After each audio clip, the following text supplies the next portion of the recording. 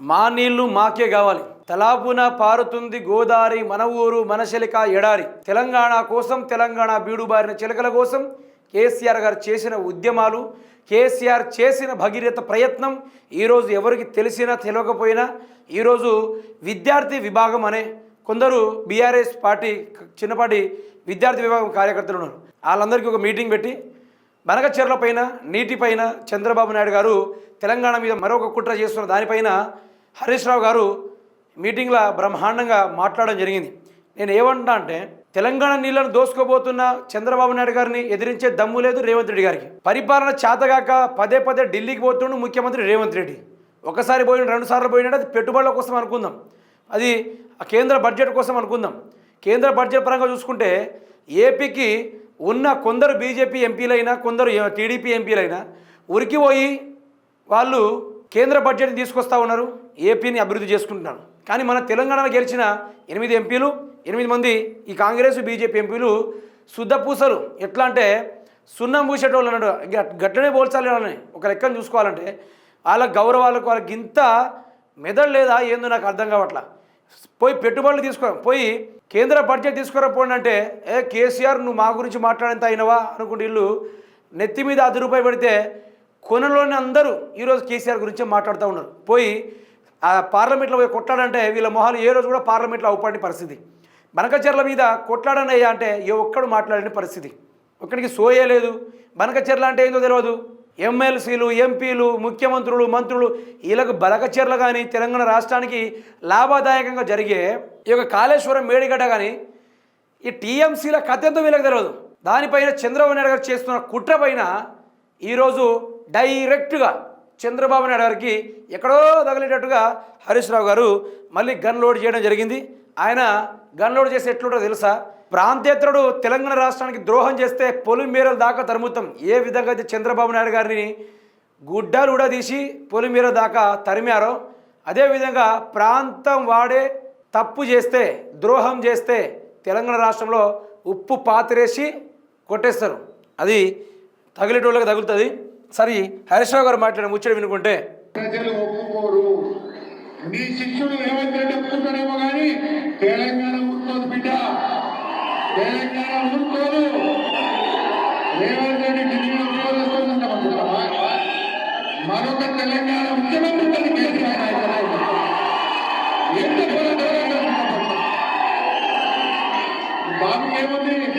రేవంత్ రెడ్డి ఆశీర్వాదం, ఢిల్లీ ఆశీర్వాదం ఎంత పోతాడు బిడ్డ. రేవంత్ రెడ్డి నీ చేతుల్లో కానీ తెలంగాణ ఊరుకోదు. మా కాలేజీ చెప్పిండు, మా కాలేజీ చెప్పిండు, ప్రాంతేతరుడు ద్రోహం చేస్తే పొలిమేర దాకా తరిగిపోతుంది. ప్రాంతంలోనే ద్రోహం చేస్తే ప్రాంతంలోనే దానికి సిద్ధమైన తెలంగాణ అవసరమైతే కేసీఆర్ గారు మరో ఉద్యమం పొన్నుకుంటాడు, మరో ఉద్యమంతో బయటికి వస్తాడు. కానీ చంద్రబాబు నాయుడు గారు, మీరు నీ చేతిలో రేవంత్ రెడ్డి ఉన్నాడు, తెలంగాణ రాష్ట్రానికి అన్యాయాన్ని కానీ ద్రోహాన్ని చేసి తలబెట్టే ప్రయత్నాలు చేస్తే నిన్ను మాత్రం వదిలే ప్రసక్తే లేదు. ఆ రోజుల్లోనే ప్రాంతేతరుడు తెలంగాణ రాష్ట్రానికి ద్రోహం చేస్తున్నట్టు తెలవగానే ఏం చేశాం? గుడ్డలు దిశకి పొలిమేర దాకా తరిమాం. మళ్ళీ ఇంకొకసారి అదేవిధంగా చేస్తే ఈసారి మీ మీద జరిగేది ఉద్యమమే, ఈరోజు మీ మీద జరిగేది యుద్ధమే అనుకుంటూ హరీష్ రావు గారు ప్రకటించారు. అంటే ఇప్పుడు హరీష్ రావు గారిని పొగడుడు, ఈ చేసుడు ఇది మ్యాటర్ కాదు.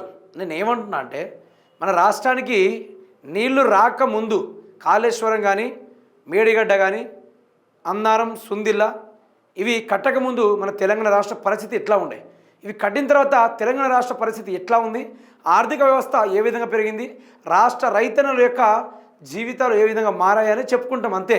కానీ దీన్ని కూడా ముఖ్యమంత్రి రేవంత్ రెడ్డి తెలంగాణ యొక్క అస్తిత్వాన్ని, తెలంగాణ రాష్ట్రానికి ఏవైతే వస్తున్న వాటాలను తీసుకెళ్లి చంద్రబాబు నాయుడు గారి చేతులు పెట్టేసిండు. నువ్వు చంద్రబాబు నాయుడు గారిని చేతిలో ఉన్నాడని నువ్వు ఇష్టానుసారంగా కేంద్ర ప్రభుత్వాన్ని ఒప్పించి నువ్వు చేయొచ్చు.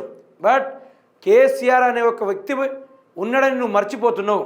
ఆయన కనుక బయటికి వస్తే చంద్రబాబు నాయుడు ఈసారి నువ్వు ఏపీ రాష్ట్రాన్ని వదిలిపోయి పారిపోవాల్సి వస్తుంది. ఏపీ రాష్ట్రంలో కాదు, తెలుగు రాష్ట్రాలను నువ్వు అవపడకుండా పారిపోయే పరిస్థితి వస్తుంది. ఆశామాషి ఉండదు. ఈ నీళ్లు దోసుకుందాం, ఏదో నీ చేతిలో రేవంత్ రెడ్డి ఉన్నాడు, ఏమైనా చేయగలుగుతా, తెలంగాణను ఆగం చేయగలుగుతా అండ్ కొత్త పన్నాగాలు పడినాం అనుకో వీపు విమానం మూత మోగుతుంది అనుకుంటూ మాట్లాడడం జరిగింది. నా వర్షన్లో కూడా చెప్పేది ఏంటంటే చంద్రబాబు నాయుడు గారు మీ లిమిట్స్లో మీరు ఉండాలి. మీకు రావాల్సిన నీటి వాటాలు అసలు మీకు నీటి వాటాలు ఎక్కడిది? మేము వాడుకున్న తర్వాత ఇరు రాష్ట్రాలు వాడుకున్న తర్వాత మిగిలిన నీళ్లు ఏవైతే ఉంటాయో వాటిని వాడుకోవడానికి మీకు అర్హత. ఈ అన్ని రాష్ట్రాలు ఎట్లా ఒప్పుకున్నాయో తెలియదు కానీ ముఖ్యమంత్రి రేవంత్ రెడ్డి అది ఒప్పేసినా ఒప్పుకోకపోయినా చీల్చి చెండాడతారు తెలంగాణ రాష్ట్ర ప్రజలు. అది రేవంత్ రెడ్డిని అయినా చంద్రబాబు నాయుడు అయినా. ఈరోజు నీ అధికారం ఉంది, నేను ఏమైనా చేయగలుగుతా అంటే రాబోయే రోజుల్లో మాత్రం చంద్రబాబు నాయుడు గారు నేను ముందే చెప్తున్నా, మీ మీద యుద్ధం, మీ మీద మరో ఉద్యమం చేయడానికి కేసీఆర్ బయటికి వెళ్తాడు. అప్పుడు నువ్వు ఎటు ఉరకాలని అన్ని దారులు మూసుకొని పోతాయి. అప్పుడు ఏం చేయలేక సప్పుడు లేక సరెండర్ అవ్వాల్సి ఉంటుంది. నా తెలంగాణకి నీటి వాటలపైన కానీ తెలంగాణకి ఏ విషయంపైన కానీ నష్టం చేయదలుచుకుంటే, ద్రోహం చేయదలుచుకుంటే ఇటు రేవంత్ రెడ్డిని అయినా అటు చంద్రబాబు నాయుడు గారినైనా కలిపి ఎటు తీసుకెళ్లాలో అటు తీసుకెళ్తారు మా తెలంగాణ రాష్ట్ర ప్రజలు. మిమ్మల్ని ఊరికనే వదలరు. మీ డ్రామాలు, మీ స్వల్ప రాజకీయాలు, మీ కడుపులు నింపుకునే రాజకీయాలు గీయని చేస్తే ఎవడు ఊరుకోరు. ఇక్కడ ఎవ్వరు ఊరుకోడు. రేవంత్ రెడ్డి అయినా సరే ఎవరైనా సరే ఎవ్వరు ఊరుకోడు. ఇక్కడ ఇది తెలంగాణ గడ్డ. ఈ తెలంగాణ గడ్డకు కొట్టాడడం తెలుసు. ఈ తెలంగాణ గడ్డకు అన్యాయం చేసేటువంటి ఉప్పు పాతరేయడం కూడా తెలుసు. ఇదొక్కటి మీరు యాద పెట్టుకోవాలి.